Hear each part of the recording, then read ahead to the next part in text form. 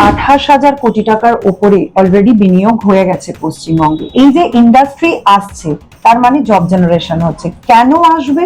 তার একটাই কারণ, তারা সরকারের উপর ভরসা রাখতে পারছে। শিল্পপতিরা কেন পশ্চিমবঙ্গে ইনভেস্ট করবেন? শিল্প মানেই কর্মসংস্থান, যুবদের অনেক বেশি প্রত্যাশা থাকে। বাম থেকে শুরু করে কংগ্রেস তারা বলছে যদি এতই দুর্নীতি হয়ে থাকে তাহলে শ্বেতপত্র প্রকাশিত হোক। আপনারা জানেন যে বোধহয় স্বাধীনতার পর প্রথম মানুষ নিজের ভোট গিয়ে নিজে দিতে পেরেছে। তাই আমরা মানুষের ভোটে নির্বাচিত হয়ে এসেছি। যারা প্রত্যেক দিন পরিশ্রম করে তাদের পয়সা নিয়ে তারা ওখানে উৎসব বানিয়েছে। এগুলো পাপ ছাড়া আর কিছু নয়। লাক্সকোজির কারখানার জন্য কটাক্ষ করা হয়েছিল, হুঁশিয়ারি দ্রব্যের কারখানা হচ্ছে কেন? শিল্পের ক্ষেত্রেও বিভাজন করা হয়েছে। যদি আমি যদি খুব ভুল না বলি, আপনারা মনে থাকবে, করে দেখার কোনো বড় কোনো শিল্প পশ্চিমবঙ্গের মাটি থেকে শিল্প একেবারে উধাও হয়ে গেছে। সেদিন শুধুমাত্র রতন টাটা চোখের জল ফেলেননি, এখান থেকে লিটারালি তাড়িয়ে দেওয়া হয়। গোটা পশ্চিমবঙ্গবাসী সেদিন চোখের জল ফেলেছিল। স্টেটসম্যান এই মুহূর্তে পেয়ে গেছে মৌমিতা বিশ্বাস মিশ্রকে। মন্ত্রিত্ব, বিধায়ক সব মিলিয়ে কেমন চলছে তার সবটা জানবো। ম্যাম, আপনাকে ধন্যবাদ স্টেটসম্যানকে সময় দেওয়ার জন্য। প্রথমেই জানতে চাইবো যে বিধায়ক, মন্ত্রিত্ব শুধু নিজ কেন্দ্র নয়, গোটা রাজ্যের দায়িত্ব, গুরুত্বপূর্ণ বন্দর, সব মিলিয়ে সামঞ্জস্য বজায় রাখছেন কি করে?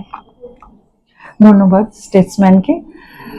আজকে আপনাদের মাধ্যমে জানাতে চাই যে ভারতীয় জনতা পার্টির যে সরকার এসেছে, আজকে এই সরকার প্রত্যেকটি মানুষের আশীর্বাদ পেয়ে এসেছে।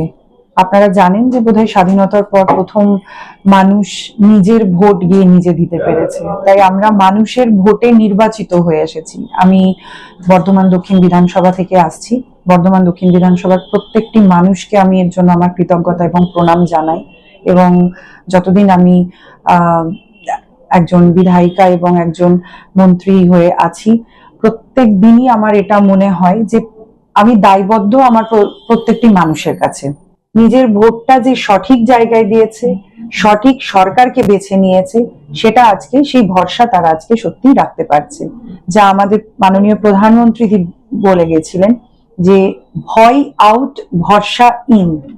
সেই ভরসা কিন্তু আজকে মানুষ পেয়েছে সরকারের উপরে এবং মাননীয় মুখ্যমন্ত্রী শুভেন্দু অধিকারী মহাশয়ের উপরে।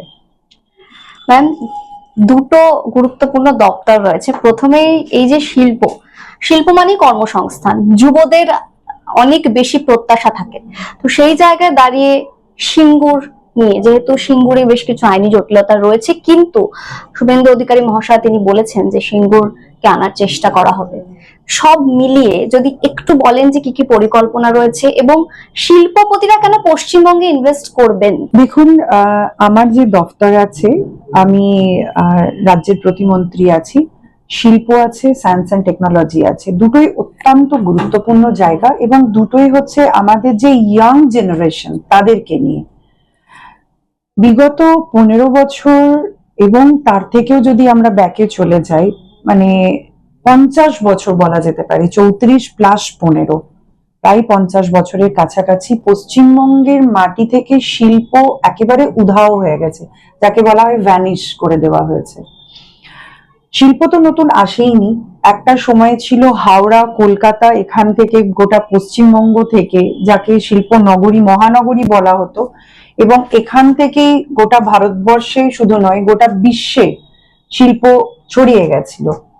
কিন্তু সেই জায়গা থেকে আজকে যদি আপনারা দেখেন বা পাস্ট যদি আপনারা 50 বছরের স্টোরি দেখেন, হিস্ট্রি দেখেন, তাহলে দেখতে পাবেন যে একে একে ইন্ডাস্ট্রি বন্ধ হয়েছে, ইন্ডাস্ট্রিতে তালা লেগেছে।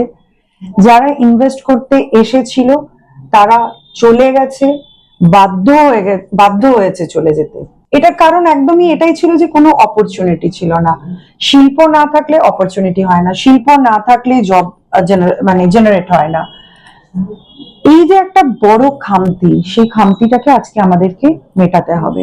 কেন এই যে বললাম, মানুষ ভরসা পেয়েছে এবং ভরসা আজকে মানুষ রাখছে। কারণ ইতিমধ্যেই আপনারা দেখেছেন মাননীয় মুখ্যমন্ত্রীর লিডারশিপে এবং আমাদের মাননীয় শিল্পমন্ত্রী লিডারশিপে যে 28,000 কোটি টাকার উপরে অলরেডি বিনিয়োগ হয়ে গেছে পশ্চিমবঙ্গে। এই যে ইন্ডাস্ট্রি আসছে তার মানে জব জেনারেশন হচ্ছে। কেন আসবে? তার একটাই কারণ, তারা সরকারের উপর ভরসা রাখতে পারছে। মাননীয় মুখ্যমন্ত্রী প্রথম দিনই বলেছিলেন যে ইন্ডাস্ট্রি ফ্রেন্ডলি এনভায়রনমেন্ট আমরা অফার করছি। আমরা আপনাদের কাছে আহ্বান জানাচ্ছি। যে কারণে এখান থেকে ইন্ডাস্ট্রি চলে গেছিল সেটা হচ্ছে, আপনারা সকলেই জানেন যে তৃণমূলের কাটমানি, সিন্ডিকেট, দাদাগিরি, নেতাগিরি। আপনি কোনো কিছু করতে যাবেন তো আপনাকে আগে পার্টি অফিসে দেখা করতে হবে, আগে আপনাকে টেবিলে বসে রফা করতে হবে। তো একজন ইন্ডাস্ট্রিয়ালিস্ট, সে ইনভেস্ট করবে, সে আপনার রাজ্যে আসবে, তার যদি কোনো সিকিউরিটি না থাকে তাহলে সে কি করে থাকবে? সেজন্য আপনি আমাদের পাশের যে স্টেট গুলো আছে, উড়িষ্যা একটা টাইমে ছিল যে উড়িষ্যার লোক এখানে আসতো শুধুমাত্র কলকাতা দেখতে, এবং মানে ছোটখাটো কাজ যদি এখানে হয়ে যায়। আজকে সেই উড়িষ্যা কোথায় এগিয়ে গেছে? আজকে আসাম, কেউ ভাবতে পারবে যে আসামে আজকে কিরকম ডেভেলপমেন্ট আজকে শুরু হয়ে গেছে? আমরা পশ্চিমবঙ্গ কোথায় পিছিয়ে গেছি? সেই জায়গা থেকে মানুষ নতুন যে সরকারকে নিয়ে এসেছে ভরসা করে, মানুষ যে স্বপ্ন নিয়ে নিয়ে এসেছে, এই 2 মাসের যে পদক্ষেপ, তাতে মানুষ এটা নিশ্চিত হয়েছে যে হ্যাঁ, আমরা আমাদের যে সরকারকে আনার দরকার ছিল সেই সরকারকে আমরা এনেছি। আপনারা অলরেডি দেখেছেন যে আদানি এখানে আমাদের নিউ টাউনেও ইনভেস্ট করেছে মেডিকেল কলেজের উপরে, এবং সেমিকন্ডাক্টরও এখানে ওনারা আনবেন। এবং পোর্টের ব্যাপারে যে কথাটা বলছেন, ওনারা আগে ইন্টারেস্ট শো করেছিলেন, তখন অনেক রকম জটিলতার জন্য কাজ ওনারা এগোতে পারেননি। যেরকম ভাবে টাটার মতো ব্র্যান্ড সিঙ্গুরে এসে ফ্যাক্টরি করে সেখান থেকে তাদেরকে পালিয়ে যেতে হয়েছিল, বাধ্য হয়েছিল এখান থেকে চলে যেতে। সেদিন শুধুমাত্র রতন টাটা চোখের জল ফেলেননি, উনি তো একজন মানে শুধুমাত্র ভারতবর্ষের মধ্যে নয়, গোটা ওয়ার্ল্ডের মধ্যে যাকে বলা হয় মানে ইন্ডাস্ট্রির গড। তো সেই মানুষকে যখন এখান থেকে লিটারালি তাড়িয়ে দেওয়া হয়, গোটা পশ্চিমবঙ্গবাসী সেদিন চোখের জল ফেলেছিল। তো এই যে তাদের ট্র্যাডিশন ছিল যে শিল্পকে তাড়িয়ে দেওয়া, মানে এখানে না করা, আজকে সেই জায়গা থেকে যা যা অসুবিধার মধ্যে আগের ইন্ডাস্ট্রিয়ালিস্টরা পড়েছিলেন, যারা জটিলতার মধ্যে তাদের ইনভেস্টমেন্ট করতে পারেননি, কমপ্লিট করতে পারেননি, সেটাও আজকের দিনে অনেক ইজি, এবং তারা আগামী দিনে করবে, এবং এই পোর্টও আমাদের আদানির দ্বারা হবে। সায়েন্স এন্ড টেকনোলজি, সেটাও আপনার ডিপার্টমেন্ট, সেটা নিয়ে নতুন কি ভাবনা রয়েছে? সায়েন্স অ্যান্ড টেকনোলজি খুবই গুরুত্বপূর্ণ একটা বিষয়, এবং যেটা আমি বললাম যে আমাদের পশ্চিমবঙ্গে প্রচুর ট্যালেন্টেড ছেলে মেয়ে আছে, কিন্তু আনফরচুনেটলি তারা এখানে রিসার্চ করতে পারছে না, আনফরচুনেটলি তারা এখানে জব করতে পারছে না, আনফরচুনেটলি তারা এখানে ফ্যাকাল্টিতে থাকতে পারছে না। তাদেরকে হয় বাইরের স্টেটে যেতে হচ্ছে, না হলে ফরেন কান্ট্রিতে চলে যেতে হচ্ছে। আমি তো ডিপার্টমেন্টে যাওয়ার পরে আমাদের কাছে একটা লিস্ট আমরা পেয়েছি যে যেখানে সেন্ট্রাল গভর্নমেন্ট থেকে ফান্ড দেওয়া হয়েছিল কলেজগুলোতে রিসার্চ করবার জন্য, কোনো কলেজে কোনো ইনিশিয়েটিভ নেয়নি যে সেই ফান্ডগুলোকে ইউটিলাইজ করে রিসার্চ করা হবে। ফান্ডগুলো রিটার্ন চলে গেছে সেন্ট্রাল গভর্নমেন্টের কাছে। মানে এতটাই নেগলেক্টেড হয়েছে আমাদের এখানকার ছেলেমেয়েরা। এখানে তারা রিসার্চ করতে পারেনি, বাড়ি থেকে বসে রিসার্চ করতে পারেনি, তাদেরকে রিসার্চের জন্য হয় বাইরের স্টেটে যেতে হয়েছে বা বাইরে ফরেন কান্ট্রিতে যেতে হয়েছে। আজকের দিনে আমাদের মাননীয় মুখ্যমন্ত্রীর একটাই বার্তা, একটাই মেসেজ প্রত্যেক পশ্চিমবঙ্গবাসীকে, আমরা পশ্চিমবঙ্গকে সোনার পশ্চিমবঙ্গ গড়ে তুলব। শিক্ষা, শিল্প, সংস্কৃতি, স্বাস্থ্য, সব দিক থেকে এরকম ভাবে পরিষেবা এবং গভর্নমেন্টের সাপোর্ট থাকবে, যাতে মানুষ যারা বাইরে বেরিয়ে গেছিল তারাও আজকে তাদের মাতৃভূমিতে ফিরে আসবে। আর একটা বিষয়, সেটা হচ্ছে বাম থেকে শুরু করে কংগ্রেস, তারা বলছে যদি এতই দুর্নীতি হয়ে থাকে তাহলে শ্বেতপত্র প্রকাশিত হোক, যে শিল্প আসতে দেওয়া হয়নি, তারা শিল্পের জন্য চেষ্টা করেছেন। এটা একটা আইওয়াশ কেবলমাত্র, আমুলের কারখানা থেকে শুরু করে শ্যাম স্টিল, আদতে শুধু জমি কিনে রাখা হয়েছে, শিল্প কবে হবে দেখা যাবে। এটা নিয়ে আপনার কোনো বক্তব্য? শ্বেতপত্র প্রকাশের কথা আমরাই প্রথম বলি, আমাদের মাননীয় মুখ্যমন্ত্রী প্রথম বলেন যে আগের গভর্নমেন্ট কি করেছে সেটার শ্বেতপত্র তারা প্রকাশের আর্জি জানানো হয়েছিল, ঠিক আছে। আর আমরা আজকের দিনে দাঁড়িয়ে 2 মাসের মধ্যে আমাদের ল্যান্ড কেন, আপনারা ওখানে গেলে দেখতে পাবেন যে শ্যাম স্টিল এবং লাক্সকোজির অলরেডি ইনফ্রাস্ট্রাকচার তৈরি হয়ে গেছে, আগের গভর্নমেন্ট তো ল্যান্ড লিটিগেশনই মেটাতে পারেনি। একটা এত বড় ইন্ডাস্ট্রি, সেটা তো রাতারাতি তৈরি হয় না, সেটা তৈরি করতে একটা সময় লাগে, মিনিমাম একটা টাইম লাগে। তাদেরকে বলবো ওয়েট অ্যান্ড ওয়াচ। আমাদের লক্ষ্য আছে, উই হ্যাভ ভিশন। আমরা নরেন্দ্র মোদীজি যেমন আমাদের অনারেবল প্রাইম মিনিস্টার বিকশিত ভারতের ডাক দিয়েছেন, আমাদের মুখ্যমন্ত্রী অনারেবল চিফ মিনিস্টার বিকশিত বাংলার ডাক দিয়েছেন।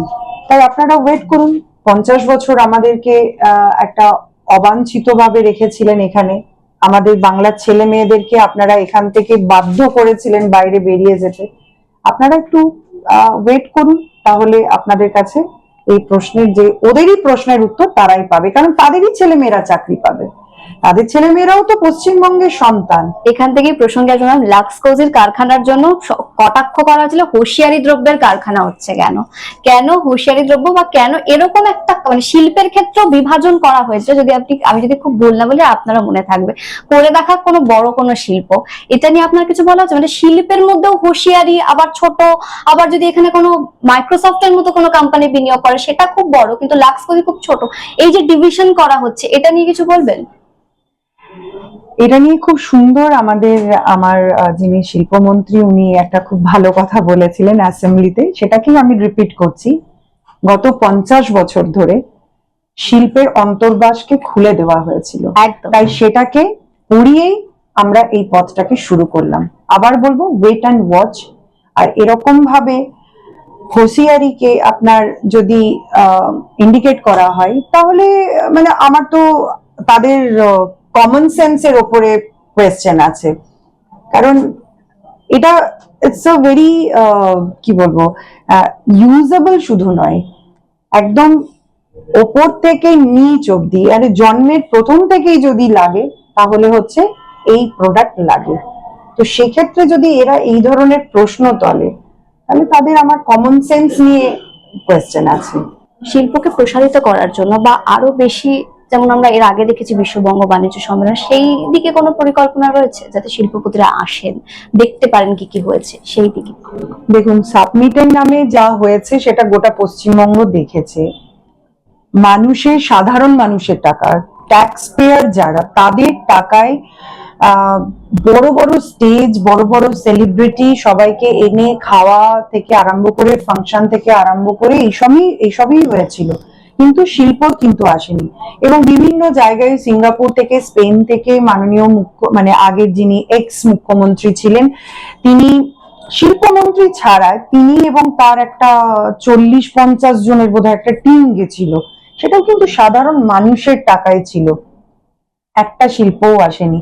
এবং খুব আমি যদি ভুল না হই তো মানে ইভেন সৌরভ গাঙ্গুলিকে উড়িয়ে নিয়ে যাওয়া হয়েছিল, যে সৌরভ গাঙ্গুলি পশ্চিমবঙ্গের মানুষ, কলকাতার মানুষ, তিনি এখানে ডিক্লেয়ার না করতে পারে, স্পেনে গিয়ে তিনি কথা বলছেন যে পশ্চিমবঙ্গের বুকে তিনি কি করতে চলেছেন টিএমসির সাপোর্টে। তো এগুলোকে মানে জাস্ট ফানি বলবো না, এগুলোকে আমাদের সঙ্গে অন্যায় করা হয়েছে, পশ্চিমবঙ্গের প্রত্যেকটি মানুষকে অন্যায় করা হয়েছে, মানুষের সঙ্গে পাপ করা হয়েছে। সাধারণ খেটে খাওয়া মানুষ যারা ট্যাক্স পে করে, যারা প্রত্যেক দিন পরিশ্রম করে, তাদের পয়সা নিয়ে তারা ওখানে উৎসব বানিয়েছে, এগুলো পাপ ছাড়া আর কিছু নয়। তাই আমাদের শিল্প আসবে, আমাদের সাবমিট হবে, আমাদের ভিজিট হবে, কিন্তু আমরা সেটাই করব যে যতটুকু না করলে একটা ডিপার্টমেন্টকে না নিয়ে গেলে হয় না, সেইটুকুই, যার যাওয়ার দরকার সেইটুকুই। আমরা উৎসব বা পিকনিক মানাতে যাব না, সেখানে আমরা কাজের জন্য যাব, যতটুকু না করলে নয় সেইটুকুর মধ্যেই আমরা সীমাবদ্ধ থাকবো।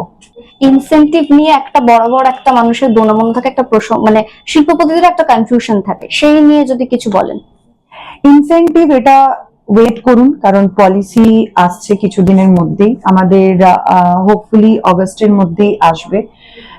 আমাদের একটা কমিটিও গঠন করা হয়েছে, তো সেটা প্রকাশ্য হোক, ক্রমশ প্রকাশ্য হোক। এটা আমাদের শুধু নয়, গোটা পশ্চিমবঙ্গের মানুষও উদ্বেগ প্রকাশ করছে যে কিরকম ভাবে অফার দিচ্ছে গভর্নমেন্ট। বাট এটুকু আমি বলতে পারি যে এই গভর্নমেন্ট পশ্চিমবঙ্গকে এগিয়ে নিয়ে যাবার জন্য, সোনার পশ্চিমবঙ্গ করবার জন্য মাননীয় শুভেন্দু অধিকারী মহাশয় যে পদক্ষেপ নিতে চলেছে, গোটা পশ্চিমবঙ্গের মানুষ আগামী দিনে গর্ববোধ করবে। বর্ধমান দক্ষিণ আলাদা করে কি উপহার পেতে চলেছে, আলাদা করে কি পরিবর্তন দেখতে পাবে? অবশ্যই বর্ধমান দক্ষিণ এমন একটি জায়গা, মানে কলকাতার পরে যদি আপনি আপ টু পুরুলিয়া চলে যান, মালদা চলে যান, বাঁকুড়া যান, তো বর্ধমান হচ্ছে মানে মানুষের কাছে, রুরাল মানুষের কাছে হচ্ছে দ্বিতীয় কলকাতা। একদম সমস্ত দিক থেকে, আপনি সড়ক পথ বলুন, রেল পথ বলুন, মানুষ কিন্তু বর্ধমান সব দিক থেকেই কানেক্টেড। এবং শিক্ষা বলুন, স্বাস্থ্য বলুন, মানুষ কলকাতা যাবার আগে বর্ধমানকেই বেছে নেয়। তাই বর্ধমান যেরকম ভাবে সম্প্রসারিত হওয়ার দরকার ছিল সেটা কিন্তু হয়নি।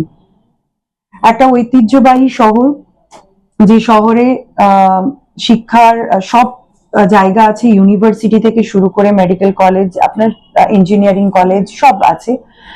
আগামী দিনে আমরা, এবং বর্ধমান হচ্ছে এগ্রিকালচারাল বেল্ট, গোটা পশ্চিমবঙ্গের মধ্যে যদি বলতে হয় তাহলে বৃহত্তম এগ্রিকালচারাল বেল্ট হচ্ছে আমাদের বর্ধমান। সেই বর্ধমানে কোনো শিল্প হয়নি আজ পর্যন্ত, কিন্তু আগামী দিনে আসতে চলেছে, একদম 100% আসতে চলেছে।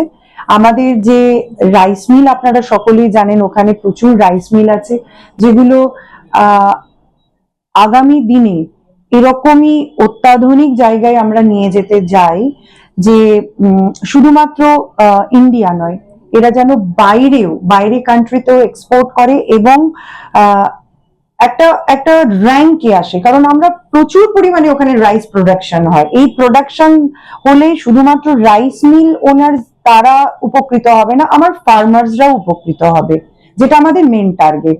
তো আমরা আগে অনেক মানে ভালো র্যাঙ্কে ছিলাম বর্তমান, সেই র্যাঙ্ক কমতে কমতে এখন আমরা মোটামুটি তেলেঙ্গানারও পিছনে চলে গেছি। তো আগামী দিনে আমাদের সেরকমই টার্গেট আছে যে বর্ধমানকে রাইস, এবং যেহেতু ওখানে পোটাটো খুব বেশি পরিমাণে হয়, এই দুটো এগ্রিকালচারকে বেস করে আমরা একটা বড় ইন্ডাস্ট্রি ওখানে তৈরি করব।